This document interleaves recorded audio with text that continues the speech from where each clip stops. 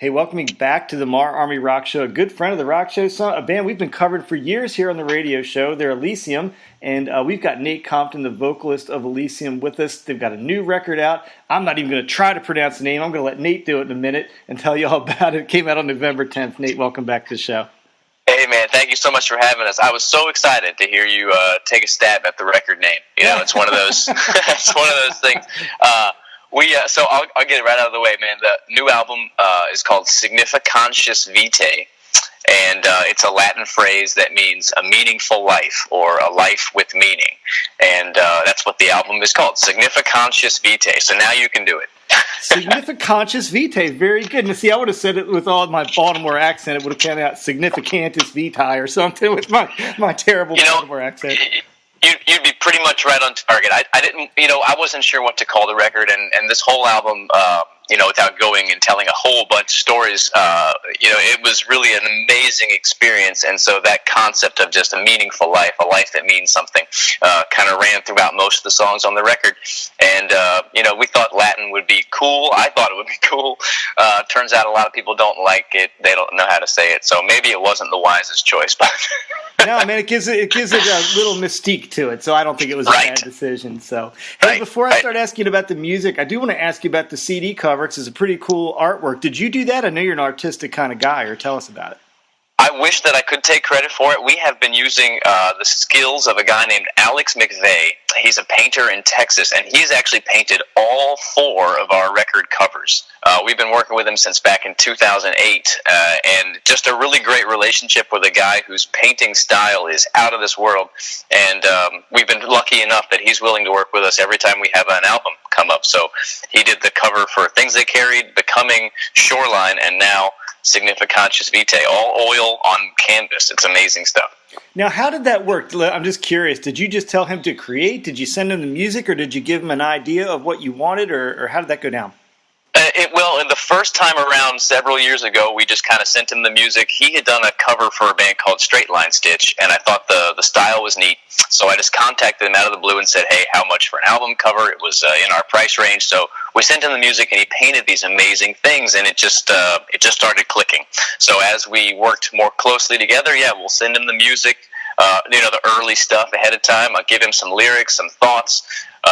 We both love this Polish painter. His name is really hard to pronounce. I'm going to screw this all up, but it's like his last name is Beksinski, I think, or Beksinski, and he's a Polish guy, and his style is one of my favorites. It happens to be one of Alex McVeigh's favorites, too, and so we connect on a lot of those things. So, just very collaborative, but we let him go. He paints the most amazing stuff with very little direction from us. So let's kind of walk through the record a little bit. Now, for those that know your music and they're expecting a in-your-face smash in the head opening tune, it starts off a little mellower with a little bit of an introduction. Now, does that lend us maybe to a sort of concept-ish kind of feeling with the album, do you think? That's an excellent question. I'm glad you asked it. One of my favorite bands, probably my favorite band of all time, is Pink Floyd.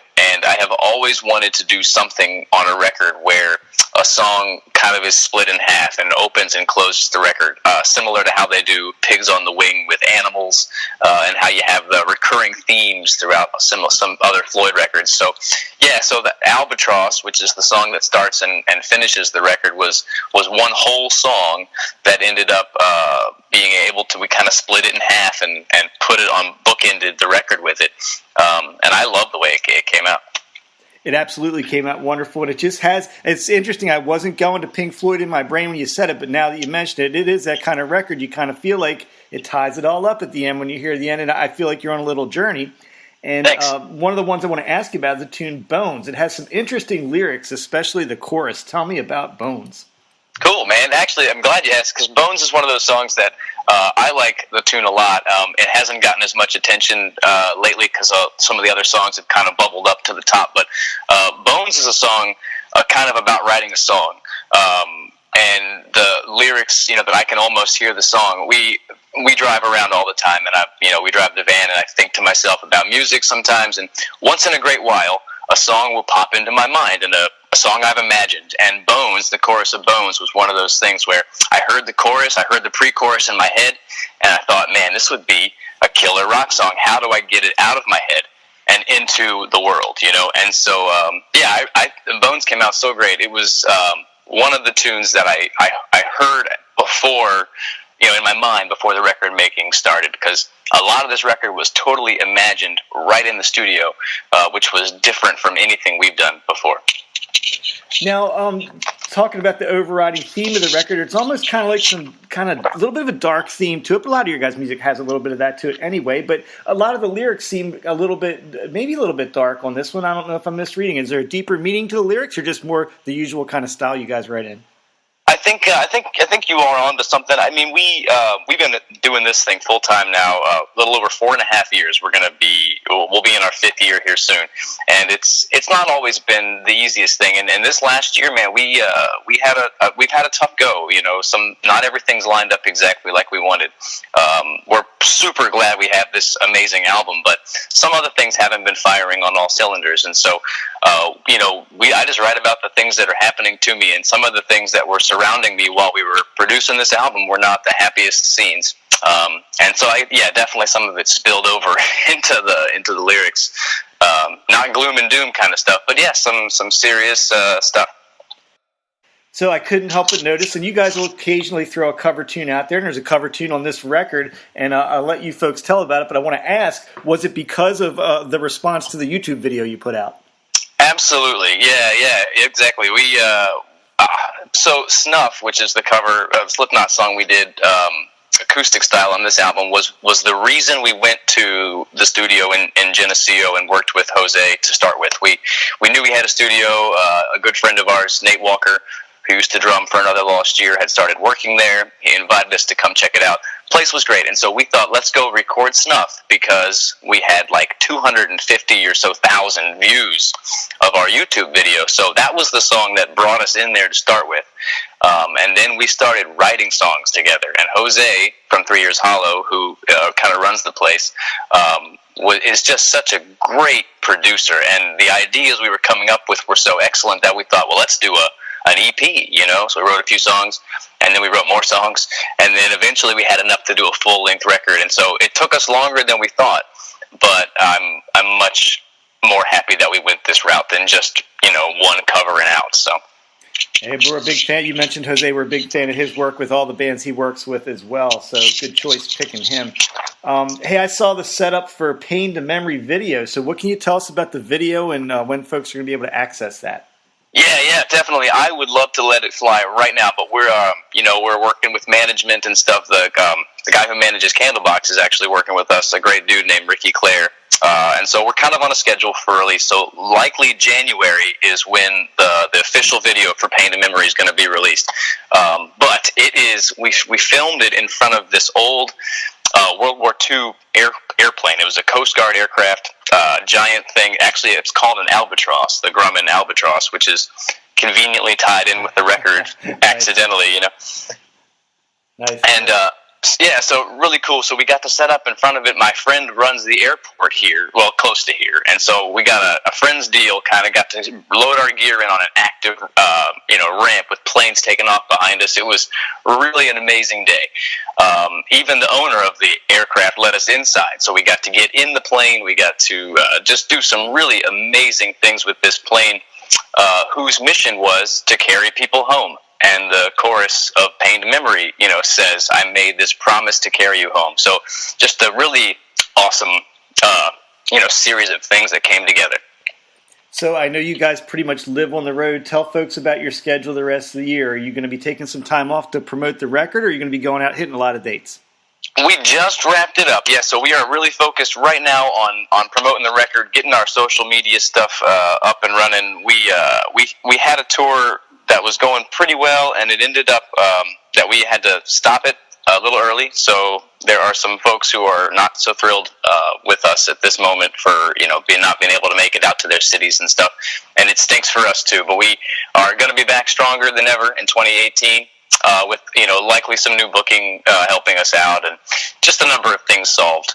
But for right now, we're trying to focus everything on the record. We've got it on Spotify, iTunes, Amazon, Google, all the places that most folks go to find music. You can find Significantius Vitae.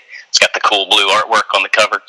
And yeah, we're hoping to have a an awesome holiday season with our families and stuff, and then right back out and living in that van again next year. So a band at your stage, your level of band, I've always kind of wondered this. What is more beneficial to the band? Hitting like 3 big festivals or hitting every night a club? Which one works better? It's a good man. It's a good question, and I think a lot of different bands would have different opinions on it. For us, we've found that I used to say the best thing we've ever done for our career was to start touring, and I still think that that's true. But anymore, we're trying to find a way to tour somewhat less during the year. We usually spend, we'll spend 9-10 months of the year, sometimes more, on the road, and that's what we've had to do to meet new people, to make friends all across the country. But we'd really prefer to spend 6 or 7 months touring, and the rest of that time doing other big things, musical things that don't require us to sleep in the cold and eat Chef Boyardee out of cans, So. Yeah, the glamorous life, of course. It is, man. But hard work, man. Hard work. No matter how you do it, I'm sure it will pay off. And if you're able to get on all those big festivals and stuff, just make the most of those opportunities. Because even things like Warped Tour, which was something we could all count on being a big touring festival every year, is finally pulling the plug on the scale of their event. So rock and roll festivals are big deals, and if you can get on them, get them any way you can. Hey, one last thing, and I'm embarrassed if I already asked you this once before, but I don't think I have. Have you guys talked about and considered expanding over into Europe? I know it's expensive, but doing like a European tour, has it been a discussion amongst the guys? The only thing that's ever stopped us from doing it has been money. We really would love to do it. We've just been cash challenged, But we recently ran across our buddies Dead Horse Trauma are on this tour right now with a band called... Well, yeah. Yeah, okay, so you probably know about this thing they're doing with Ectomorph from Hungary. Yeah. They brought this band from Hungary over and basically just brought the band. So the band uses Dead Horse Trauma's gear. They all tour in the same vehicle, and they're doing like a month in the U.S. or something. And then they're doing the flip in Hungary. So they're going to bring Dead Horse out there, and they're going to use Ectomorph's bus and their gear and their stuff. So it's kind of a clever way of flipping a band from one country to the next. And I would love to do something like it.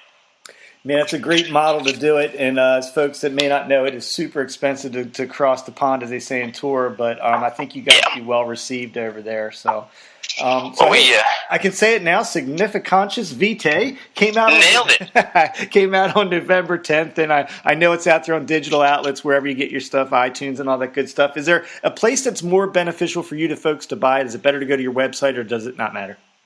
Well, I mean, we just really want people to get the music. So, however it's easiest for them, we are selling the physical disc on our merch site, which is on Bandcamp.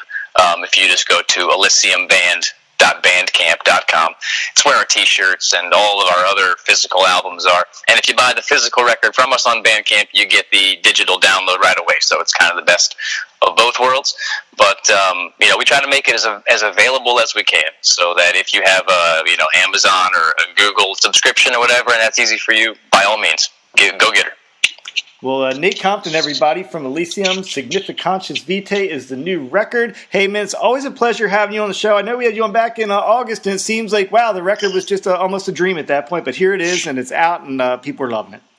I'm still getting used to saying it. Even I still when I say our current record, I still think about Shoreline. So now I have to talk about Shoreline being our previous record, and I haven't quite got there in my mind yet. It's like when it's New Year's and you still write the old date for a while, But I'll get it. I'll get it. Thank you so much. This is actually the first real long, in-depth interview we've done about the record. So awesome. So we appreciate the time on the air, my friend. All right, Nate. Always welcome to the show. Thanks a lot for being here. All right, my dude. Have a great one, and we'll talk to you real soon.